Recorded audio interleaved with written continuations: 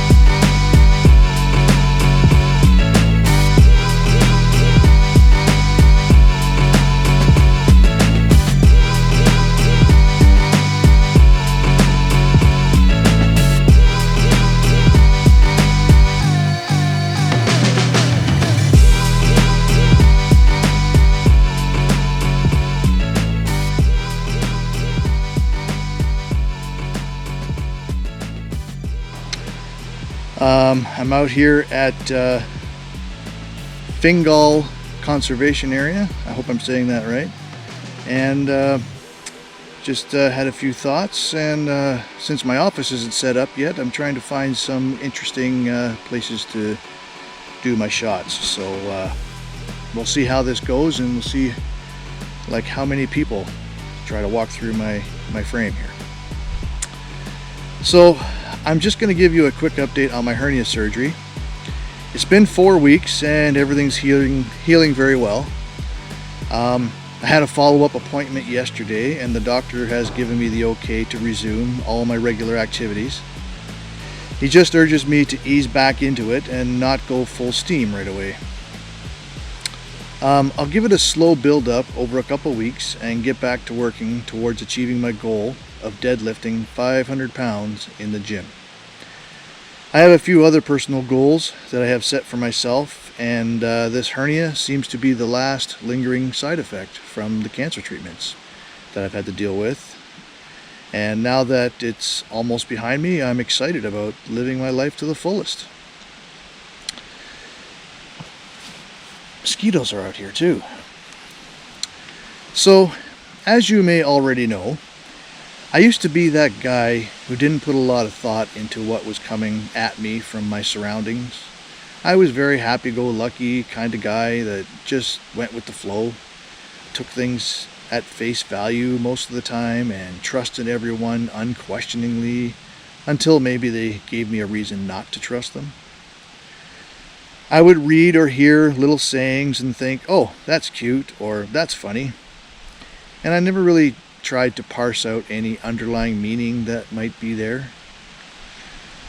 My religion had conditioned me in such a way that it was frowned upon. Hell, it even sounded evil to question anything I believed or was taught. It had suppressed my ability to ask questions to such an insidious degree that I was completely unaware of it, and my mind was on autopilot. It's as if I was born, and someone pushed a cruise control button, pointed at my destination, eyes straight forward, don't look out the windows, don't touch the wheel, we've got this, now go. God's made the bed for you, all you have to do is lie down. Get comfy, turn on the TV, and we'll spoon feed you everything you need to know. Well, fast forward 45 years, And it's kind of like I was shot out of a cannon of Christianity, and all of a sudden the world became more vivid, brighter, louder, and even chaotic. The more I learned about science, the more I began to understand the world around me.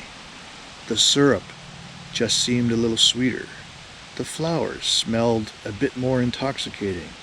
The sky was a little bluer. I began to realize some of the awesomeness of the universe that I had been kind of missing out on. I used to attribute everything to God, so the awe part of awesome was missing. I looked at everything as if, oh, but God did it. Seems like something that would be easy for him. I mean, if he can create the universe in 7 days and be a part of 8 billion people's lives with nothing more than the snap of his fingers, then where's the awe? It's just another mundane day for God. If God is truly all-powerful, just think what that really means. It means that everything is easy for him. He has no strife, no stress, no difficulties. So he must also get no pleasure from accomplishing anything, because it took absolutely no effort. We all know the pleasure that comes from working towards a goal, no matter how small, and then once realizing that goal, there's a feeling of satisfaction. Not because all of a sudden it was just there, but there was a journey of having to go through a lot of bullshit to make it happen. And now you have that thing you strived for, whether it be as big as ending up with the family and friends you always wished for, or whether it be as small as fixing the hinges on your patio door. It's satisfying. What satisfaction would you get if you just snapped your fingers and your picture puzzle was all done? Or the gold medal just appeared around your neck? I'd say none.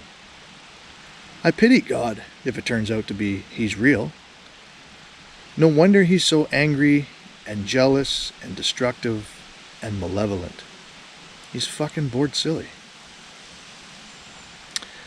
So anyway, I kind of went off track there. I want to get back to this idea of not really thinking for myself, or at least having what I needed to know just bulldozed into my head. I find myself lately seeing the underlying message, noticing the subtle innuendo in things I never really paid attention to before. Like in The Matrix, when Neo starts seeing the Matrix for what it really is. This underlying code work that is manipulating everything. You know the scene, near the end of the first movie. He's been shot dozens of times, and he lays on the floor dying in the hallway of an apartment building with Smith standing over him. Then, in the real world, Trinity whispers something in his ear, I can't remember what, and gives him a kiss, and the scene flashes back to the Matrix, and Neo opens his eyes, stands up, and we get to see what Neo now sees. Everything is in code, and the room is pulsing in and out, and you see Neo in this very intimidating pose, as if to say, watch out now, I'm about to royally fuck you up. That's how I feel now. I'm not saying I'm Neo and suddenly have all this power, but that's how I see myself just a little bit. Watch out, world. I'm about to fuck with your reality. For example, look at this meme I found the other day. It's a picture of a little girl and a little boy, both of them looking down their pants and noticing how different they are. The little boy says, "Look, we've got different equipment." And the girl says, "Yeah, you have a Wi-Fi antenna and I have a USB port." Now, back in the day, I would have gotten a chuckle and moved on, but now I look at this and I can't help but think to myself, where did this cartoon come from? What's the source? Is it really as benign as it is presented to be? Or is it trying to convey a subliminal message that human sexuality and gender are binary? Do you see it? Is it just me? Am I overreacting? I can't help but wonder how many people see this cartoon and feel excluded, left out, and forgotten. I tried finding the source, and it looks kind of benign, but even if there is no intended hidden message, it goes to show how a lot of us think. And in order to claim to be an enlightened society, I think we have to start thinking about the things we say and do and consider how exclusionary it might be. Am I being too PC? Maybe. I'm not going to go around calling out everyone who ever said something they thought was funny or interesting, but I do want to be more aware of myself. It's a long game, though. None of these changes are happening overnight, but I still say awareness is very important. I mean, here's another one. A seed grows with no sound, but a tree falls with huge noise. Destruction has noise, but creation is quiet. This is the power of silence. Grow silently. What the fuck? Did you just poetically tell me to shut the fuck up? Now, in all fairness, from what I can find, this saying seems to originate with Confucius, the ancient Chinese philosopher and teacher. I call him the original meme generator. I've been saying this for years. Just because you can poetically put a thought into a meme doesn't make it true. It seems that meme culture is almost like a religion. People see this shit and then generalize it as gospel. But everywhere I look, this saying is being posted by openly proud religious folks. Do they really believe this shit, or are they secretly trying to convince you to keep your mouth shut because, heaven forbid, if we talk about issues in religion or politics or society, we might change minds? That would be horrendous. Don't speak up about anything. Just stay silent. You will accomplish more that way. What? No. Let's just break this down a bit. A seed grows with no sound, but a tree falls with huge noise. Well, that's just a statement of fact. I have no issue with that. But the next part, destruction has noise. Yes, it does. And it should. Ideas like trans people don't get the privilege of enjoying the same rights as the rest of us, yes, that's an idea that needs to be destroyed. And with great fucking noise. The next part. Creation is quiet. Well, there it is. The goddamn C word. Creation. This is why the religious love this saying so much. There's a hidden message in the text of this saying that most of us might skip right over. But it is so pervasive in our culture, and you don't even notice it. It is that things were created. And as we know, things that are created need a creator, right? Moving on to the next part. This is the power of silence. Are you fucking kidding me? How much power is in silence? I say none. Silence accomplishes nothing. Nothing. Where would we be without influential people who stood up and made some fucking noise? People like Galileo for first suggesting that the earth revolved around the sun. Rosa Parks when she refused to give up her seat to the white man on the bus. RuPaul for trying to normalize trans people. All the people who took part in the 1970 first gay pride march in New York to mark the first anniversary of the Stonewall riots. And the final line in this poetic deepity, grow silently. Well, there you have it. Wise words from a wise man who lived 2,500 years ago. Grow silently. Get in line, accept the status quo, live your life from point A to point B, doing what we tell you to do. Don't ask any questions, don't ruffle any feathers, and by all means, do not upset or offend with your cockamamie ideas. So what do you think? Am I overthinking this? Am I making it too complicated? Have I lost touch with reality? Has this quest to be an anti-religion activist clouded my judgment? I mean, I don't think so, but in the wise words of my aunt, you never know, you never know. So if you see these memes out there and you stop to think about it for a second, and you find that some veiled memorandum you just can't put your finger on, you may be onto something. Just think about it. Pause for a moment. Who might this be hurting? Who might this be excluding? What is the source? And what is the agenda? Just don't become victim to conspiracy thinking. That's a whole other ball of wax. Be mindful. I don't want to cause you to go down some rabbit hole that leads to nowhere but paranoia and mistrust. Of course, I have to be conscious of this myself.